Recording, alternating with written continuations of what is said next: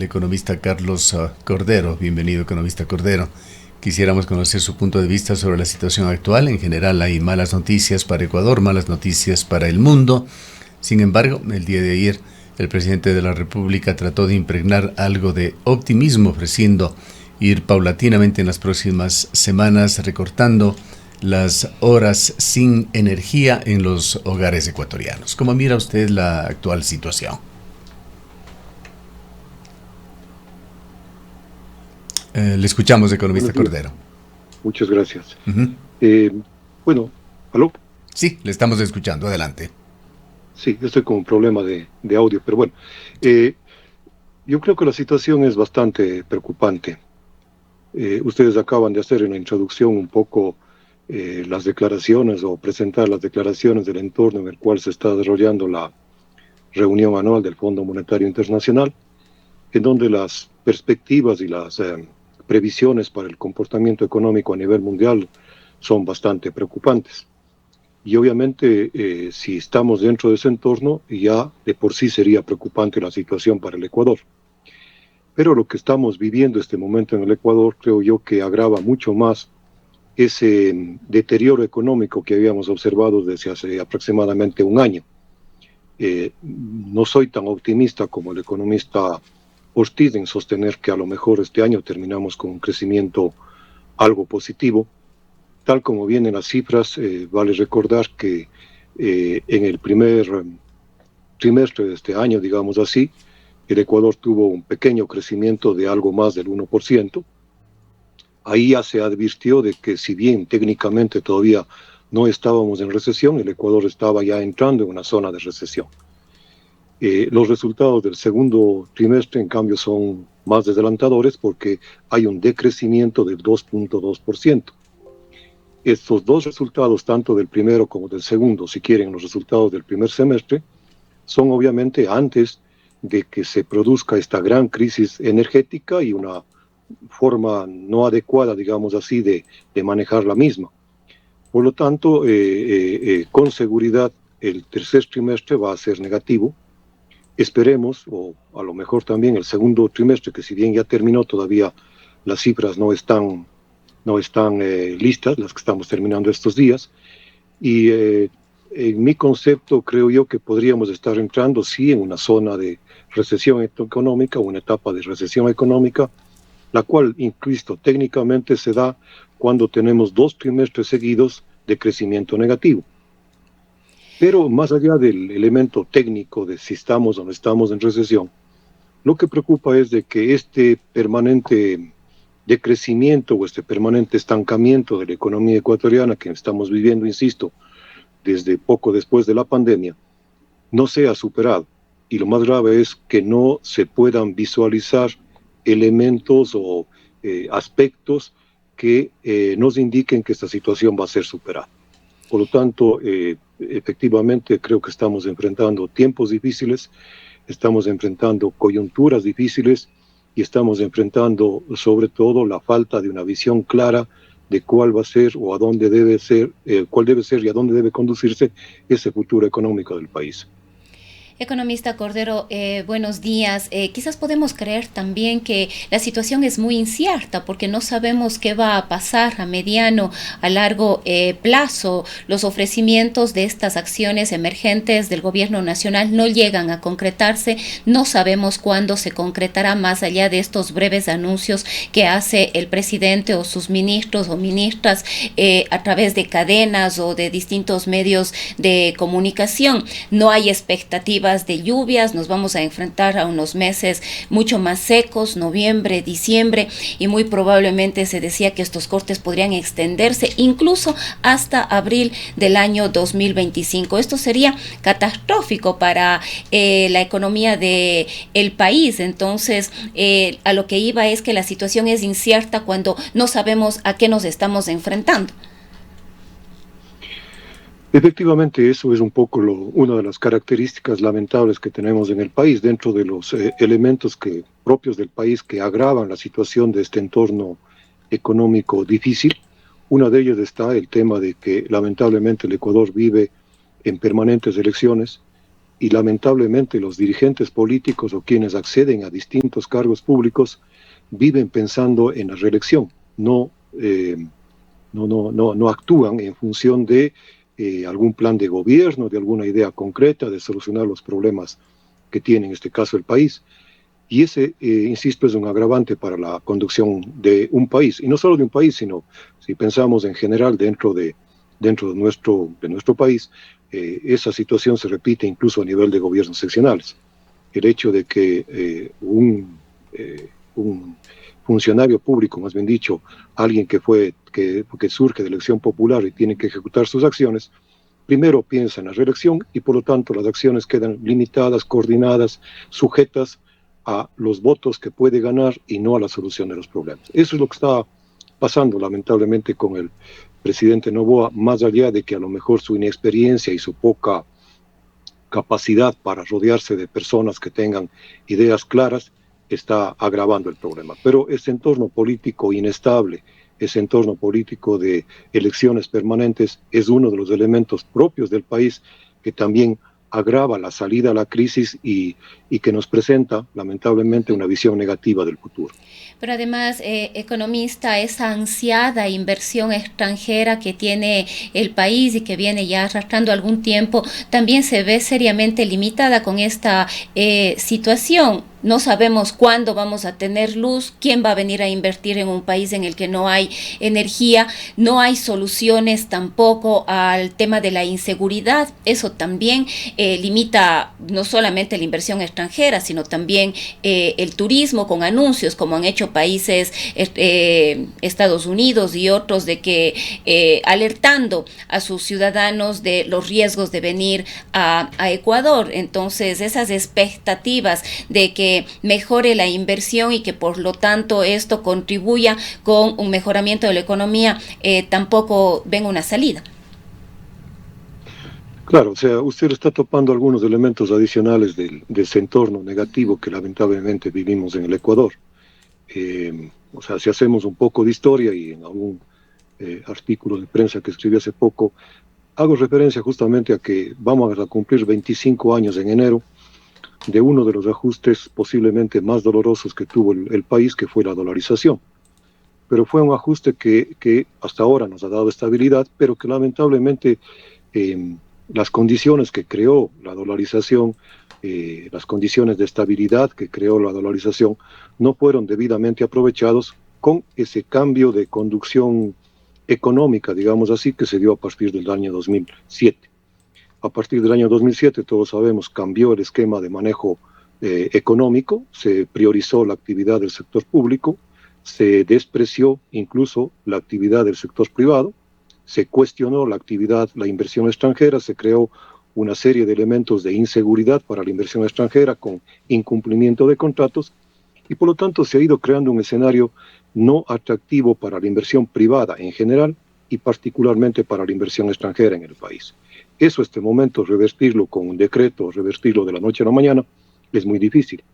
Es más, este momento, por ejemplo, si oímos algunas declaraciones que existen en el exterior de ex líderes o actuales líderes políticos del país, advierten que cuidado con invertir en el Ecuador, cuidado con emprender acciones que tengan que ver justamente con inversión extranjera para solucionar la crisis, porque si ellos regresan a ser gobierno se acabarán todos estos contratos. Entonces, ¿cómo podemos esperar que venga inversión privada? ¿Cómo podemos esperar que venga inversión extranjera si no estamos creando las condiciones de seguridad para que ello ocurra? Vayamos a algunos de los índices que publica el Banco Central del Ecuador secuencialmente. Recientemente publicó cifras de enero a agosto sobre importaciones y exportaciones de Ecuador. Las importaciones del país decrecieron un 5,6% frente al crecimiento de un 11% que tuvieron las exportaciones totales ante una mayor dinámica petrolera. Esto da como resultado que exista una muy importante balanza comercial positiva de Ecuador, pero también delata las bajas cifras del consumo de los hogares ecuatorianos. La liquidez de la economía, en definitiva, se acelera, impulsada por este fuerte superávit comercial. aunque esto se debe a una caída generalizada de importaciones, síntomas de esta economía debilitada que estamos viviendo. Por otra parte, desde el punto de vista bancario se han acelerado los depósitos, las tasas de interés caen, el crédito sigue desacelerado, pero esa enorme liquidez que se está generando, ¿qué consecuencias también puede traer? A lo mejor consecuencias positivas.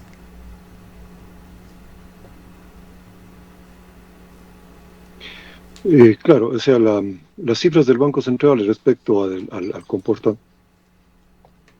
comportamiento de la economía muestran la situación que acabamos un poco de describir, ¿no es cierto? El tema de la recesión o del crecimiento que tuvimos en el segundo trimestre puntualiza o muestra claramente qué sectores de la actividad económica, qué sectores industriales, como se llama en el argot económico, son los que han tenido un decrecimiento. Y efectivamente el único sector que muestra cierto dinamismo por su propia situación, por sus propias características, es el sector exportador, en donde, además del petróleo, obviamente están los productos tradicionales de exportación del Ecuador, con el camarón y el cacao, que tuvieron un despunte importante, pero el camarón sobre todo que mantiene su crecimiento. Pero en general el resto de la actividad económica muestra su decrecimiento, y es justamente el tema de preocupación que tenemos en este momento. La situación en ese sentido es complicada, y hay que reconocer que a este tema de economía, de recesión económica o de decrecimiento económico, tenemos un problema que también se ha agravado en los últimos años, que es el tema de la inestabilidad política, la pugna de poderes, la confrontación con intereses no políticos, ideológicos, sino básicamente intereses personales, politiqueros, entre grupos políticos que están dominando en el Ecuador, y eso hace más difícil todavía que avisoremos alguna solución. Es decir, la solución de la economía, la solución económica, en mi modo de ver, no pasa simplemente por conjunto de medidas de política económica, sino pasa necesariamente por acuerdos de tipo político, por voluntad política, por que las fuerzas políticas depongan sus intereses y formemos un gran acuerdo nacional para trabajar todos en el mismo sentido. Y no pensar que si yo me opongo a lo que hace este rato el presidente, o si me opongo a lo que hace el diputado, porque eso me va a dar votos, estoy trabajando en función del país. Lamentablemente, esa inestabilidad política, esa pugna de poderes, contribuye también a crear este clima de inestabilidad económica. Y obviamente, si a eso le sumamos todo lo que ha pasado y todo lo que se va alimentando en los últimos años con la presencia activa del crimen organizado en actividades que incluso comprometen recursos naturales del país, o con el crimen organizado que crea la inseguridad ciudadana, entonces el panorama, insisto, aunque suene pesimista, pero no es claro, no está muy positivo para el país. Le preguntaba si es que ese saldo positivo de la balanza comercial de Ecuador genera una gran liquidez. ¿No se podrá vislumbrar esto también en efectos en el sistema financiero? Quizá el financiamiento sea más fácil, gradualmente más barato, más accesible para los ciudadanos.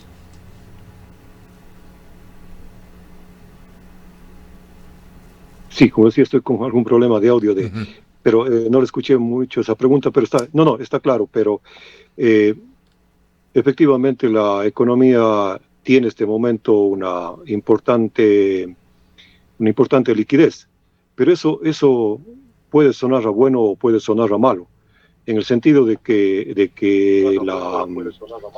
la economía ecuatoriana no puede estar sujeta solamente a los resultados de las exportaciones. En este caso concreto, está habiendo un aumento en la liquidez, está habiendo un aumento en los depósitos, porque justamente el crédito se está disminuyendo, el crédito se está contrayendo. Y la disminución del crédito, la contracción del crédito, no es más que un síntoma de que la economía no está avanzando. ¿Qué deben o qué podrían hacer? Perdóneme, sé que hay problemas de comunicación, pero le preguntaría, ¿qué deben o qué deberían hacer los bancos para tratar de colocar esa liquidez? O sea, llega un momento en el que, si revisamos las cifras de los créditos de los bancos y el sistema financiero en general, hay demanda o ha habido demanda importante, sobre todo para el consumo o para el sector consumo. Y justamente este momento, por la situación económica, es en donde menor certeza se tiene de la recuperación de esos créditos. Y por eso es que las tasas de morosidad en este sector, básicamente del consumo, está con ciertos problemas y está aumentando. Por lo tanto, el sistema financiero en general, no solamente los bancos, están más cuidadosos de otorgar créditos, sobre todo al sector consumo, porque ven con pocas posibilidades la recuperación de los mismos. El crédito más bien otorgado al sector productivo, en donde existe más confianza y en donde las tasas de morosidad son bastante bajas, son prácticamente nulas. En cambio, ahí no es tanto un problema de oferta de créditos, sino es un problema de demanda de créditos. Es decir, los sectores productivos, los sectores económicos que pueden dinamizar la economía con esta incertidumbre que se tiene, no tienen ni siquiera certeza para endeudarse o para realizar inversiones. Por lo tanto, así bajen las tasas, si es que no hay demanda de crédito, si no hay reactivación económica, el crédito va a seguir siendo un factor que no crezca, no porque no exista liquidez, no porque las tasas de interés no sean atractivas, sino porque no existe la demanda, o si cabe el término, la necesidad de crédito por incertidumbre económica. Esta situación, así sea por temas coyunturales, brinda solidez al sistema financiero nacional, al sistema bancario. Gustavo, no sé si me puede repetir le un poco preguntaba la pregunta. si esta situación que se deba a los temas Perdón, un coyunturales... momentito, voy a ver si es que puedo. Estoy con algún problema en el audio del dispositivo. Voy a ver si le conecto por el radio para ver si puedo escucharle mejor. De acuerdo, nos avisa si nos está escuchando ya. Estamos en entrevista con el economista Carlos Cordero, hablando sobre temas económicos coyunturales. Le decía, economista Cordero, ya, le expresaba que si esta situación de gran liquidez en el país, en el sistema bancario en general, pocas posibilidades de colocar esto en el consumo debido a la caída del consumo, le da una solidez al sistema financiero nacional, al sistema bancario.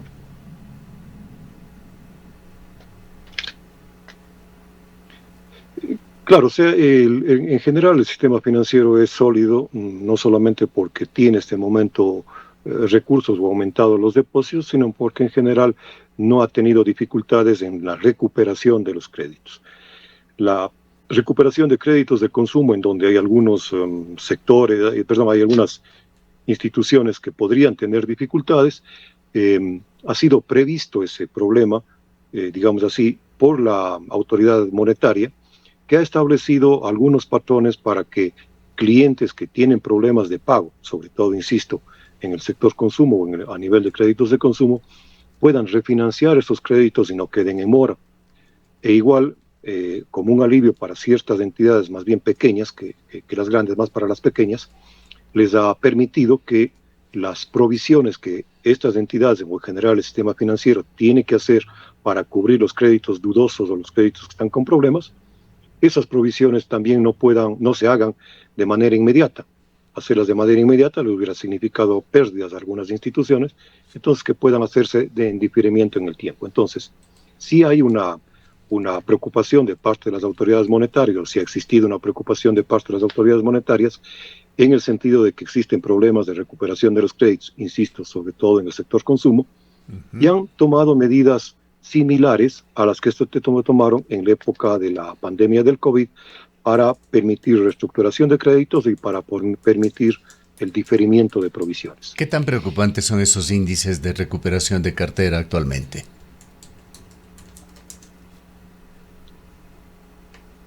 Bueno, de lo que se ve, el tema de los índices de morosidad, y ha sido públicamente establecido por las autoridades, incluso de la Superintendencia de Economía Popular y Solidaria, los índices están cayendo, los índices están creciendo negativamente, sobre todo en el sector de la economía popular y solidaria, los índices de consumo. Insisto, preocupantes hasta el momento de gravedad no existen, existe una preocupación general porque están decayendo, pero que es una manifestación justamente de que la actividad económica en general está restringida en el país. Ahora, economista Cordero, sería importante tener también su opinión sobre algunas decisiones que anuncia el presidente de la República. Una de ellas, eliminar el subsidio de la energía o el subsidio eléctrico a las mineras, aunque las mineras dicen que no tienen ningún subsidio. El hecho de no cobrar las planillas de luz de los próximos meses, desde diciembre, enero y febrero. El tema de no cobrar las deudas a las juntas de agua. ¿Qué repercusión tiene esto? El tema, o sea, el tema y los temas que usted plantea más bien muestran que existe una campaña, llamemos así, casi demagógica. O sea, la solución de los problemas no está en no cobrar a las planillas, en dar subsidios, en aumentar los subsidios a ciertos sectores, que son los sectores más golpeados quizás por la crisis, sino en enfrentar el problema de manera seria. Entonces, estas medidas que pueden sonar a paliativas o que incluso pueden sonar a demagógicas no son la solución para el país. El tema del subsidio de las compañías, del subsidio eléctrico a las compañías mineras, yo creo que ahí es un asunto eminentemente técnico, no tengo elementos como para que pueda pronunciarme claramente. Hay una controversia en el sentido de que las mineras, o aparentemente no solo las mineras, sino los grandes consumidores, no pagan en su tarifa un componente que es el componente de distribución, sino solamente pagan el componente de generación y de transmisión, y por eso aparece como que tuvieran un valor más barato. Pero bueno, más allá de eso, lo que sí está claro es que el subsidio básicamente para todos los ecuatorianos, incluidas las mineras, se da en la etapa de generación, en donde el cálculo del kilovatio hora, y ese es uno de los problemas que podría enfrentarse a futuro, el cálculo de kilovatio hora generado se hace básicamente en función de los costos operativos de la generación. Es decir, en ese costo no se incluye el costo de la inversión, porque no nos olvidemos, por ejemplo, que Coca-Cola se hizo con una fuerte inversión del Estado, con un fuerte endeudamiento del Estado. Entonces, en una inversión cualquiera, cuando se hace una inversión, el costo, el precio al que se vende lo producido, tiene que incluir la recuperación y el pago de esa deuda. En el caso de la generación acá, las centrales hidroeléctricas que se hicieron con deuda, el costo de la deuda, el pago y los intereses no se incluyen en el costo de generación, sino que eso ha sido asumido directamente vía presupuesto por el Estado. Entonces ahí hay un subsidio a la generación en general. Lamentablemente, insisto, podría calificarse como una no falsa queda economía, alternativa de decir, forma de calcular. eso es un problema de presupuesto. Perdón, Gustavo. Le decía si podría eso ser calificado como una falsa economía, el hecho de que no se recupere la inversión. Efectivamente esa es una falsa economía y es un falso concepto de entender la inversión pública, ¿sí? El gobierno gasta, se endeuda para hacer obras de infraestructura y no recupera esa inversión, ni siquiera genera los recursos para pagar los intereses, y esos intereses y esa deuda se paga con los ingresos escasos que tiene el presupuesto general del Estado, y por lo tanto, en vez de hacer la recuperación como debería hacerse en un tipo de inversión, le carga al presupuesto y le distrae recursos del presupuesto para otras obligaciones. En este momento sabemos que el presupuesto público no tiene recursos prácticamente para nada, que las actividades prioritarias del presupuesto del gobierno a través del presupuesto no pueden ser realizadas, y tenemos claramente establecido la carga fuerte que tiene el presupuesto para pagar deuda, amortización e intereses. Deuda e intereses que podían haber sido recuperados con la inversión que se hizo, por ejemplo, en la hidroeléctrica. Usted, economista Cordero, se refirió ya en una intervención previa al importantísimo, fundamental aporte que había dado la dolarización para estabilizar de alguna manera a la economía ecuatoriana. Justamente el día de ayer, Joyce de Ginata, una de sus impulsoras, empresaria guayaquileña, falleció. Recordamos que el Wall Street Journal publicó un artículo que se hizo viral en esos tiempos que no había tanta internet, sobre la dama de la dolarización, destacando el trabajo de Joyce de Ginata. Esto lo traemos desde el punto de vista anecdótico, pero lo que quisiéramos ir es a si la dolarización será nuevamente en este año tema de campaña.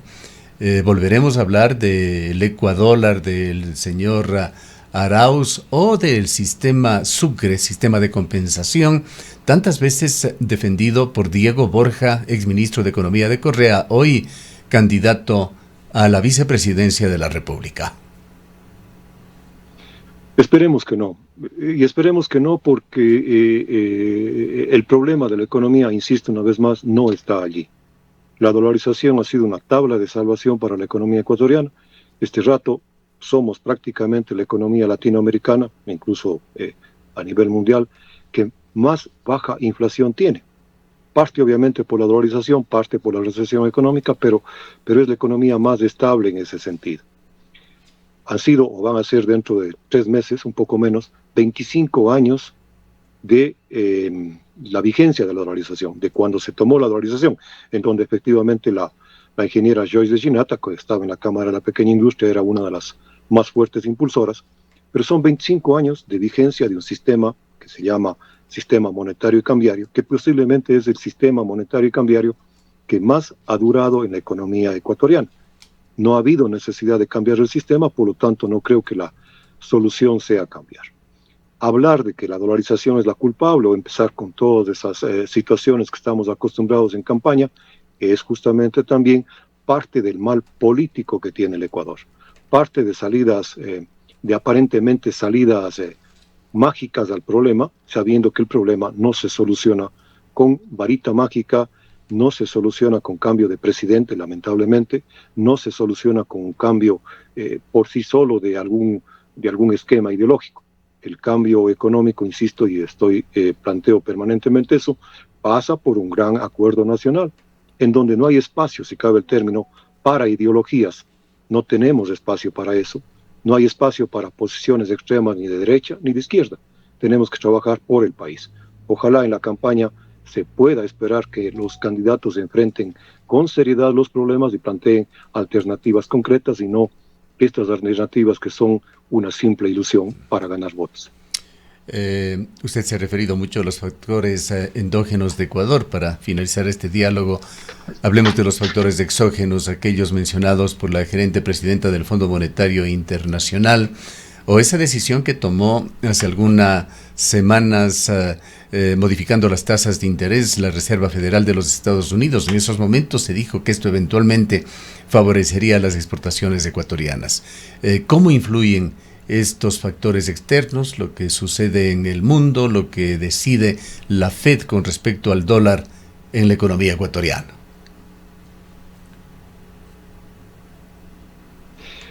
Bueno, indudablemente lo que ocurre en la economía mundial afecta a la economía ecuatoriana. En este caso, como usted señala, habría ahí 2 vías que afectan. Uno, el costo de los créditos externos que tenemos, que se verían aliviados marginalmente, muy poco, pero se ven aliviados por la reducción de las tasas de interés.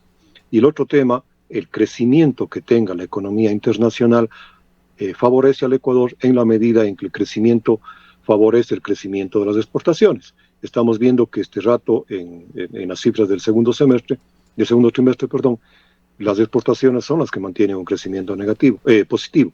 Y eso se debe a que de alguna manera hay demanda internacional por nuestros productos. Si la economía internacional cayera o si la economía internacional empieza a tener problemas de crecimiento, nuestras exportaciones también caerían. Entonces, lo que pasa afuera indudablemente afecta al país. Pero yo creo que este momento, más que lo que pasa afuera, la solución de la economía, más que trabajar o que protegernos o que aprovechar las circunstancias que están afuera para salir adelante, es una solución que demanda el trabajo interno. Si quieren ustedes, hay que corregir los factores endógenos, esa inestabilidad política, esa inseguridad jurídica, esa inseguridad ciudadana, el crimen organizado, etc. Esos factores endógenos son prioritariamente los que hay que trabajar para solucionar los problemas del Ecuador, apoyándonos obviamente en la situación internacional, pero insisto, es preferible, o este rato es más urgente trabajar en lo interno que en fijarnos mucho en lo externo. Y esa es una responsabilidad fundamental del gobierno nacional. Le agradecemos mucho por su presencia, economista Cordero. Gracias a usted. Ha escuchado al analista económico Carlos Cordero. Son las 8:05.